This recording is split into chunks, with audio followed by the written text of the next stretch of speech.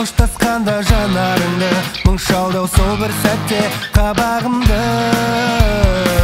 түбінен жүрегімнің тулап шығып үріксік жұлмалады тамағымды Қарақат көздеріңе қарай бердім қызығын солар едім дүниені күйдірер көлеңкеде өзегімді махаббат деген сонша ыстық едің жұлдызым жарқыраған аспанымдағы сен жарқыратып жоқ болдың ғой қас-қарымда жарқыраған өзіңді қалай табам жұлдызға жете алдым ба менің саған белгісіз жан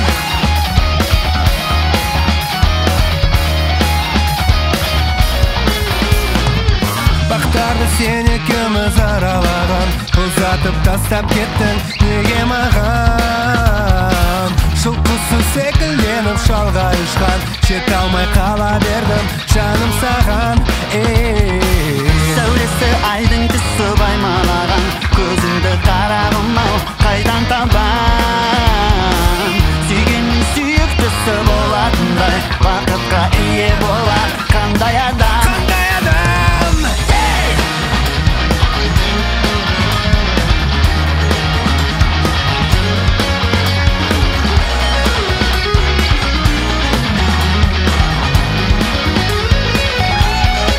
жұлдызым жарқыраған аспанымдағы сен жарқ етіп жоқ болдың ғой қас-қарымда жарқыраған өзіңді қалай табам жұлдызға жете алдым ба мен аңсаған жұлдызым жарқыраған аспанымдағы сен жарқ етіп жоқ болдың ғой қас-қарымда жарқыраған өзіңді қалай табам жұлдызға жете алдым ба мен аңсаған белгісіз жан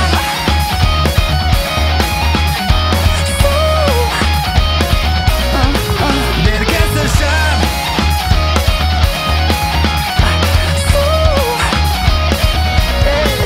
белгісіз жан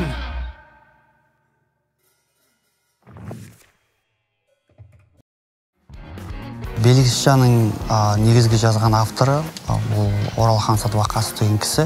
Ең алғашқы өлеңдердің бірі, ең алғашқы орото болып құралған кезінде біз студияға өмірімізді аяғымыз басып кірген осы өлең болатын.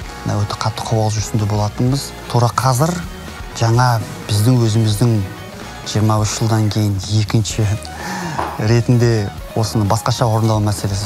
Тура сондай сезімдемін, керемет. Мен бұл ән шыққан кезде мектепте оқып жүргенмін. Және бұл ән өте үлкен ән. Өлмейтін хиттердің бірі ғой. Сол үшін бұл әнді орындау кішкене қиындау бір жағынан. Екінші жағынан бұл әнді жауапкершілігі мол және бұл әнді одан ары қарай қалай әрлетеміз, қалай одан асып түсу керек, сондай бір ниет болды.